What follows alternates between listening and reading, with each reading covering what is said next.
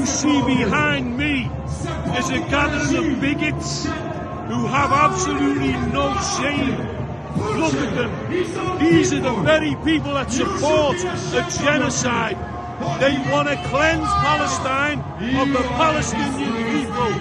From 1948 to now, how many have been slaughtered and are still being slaughtered today? Shame on the lot of them.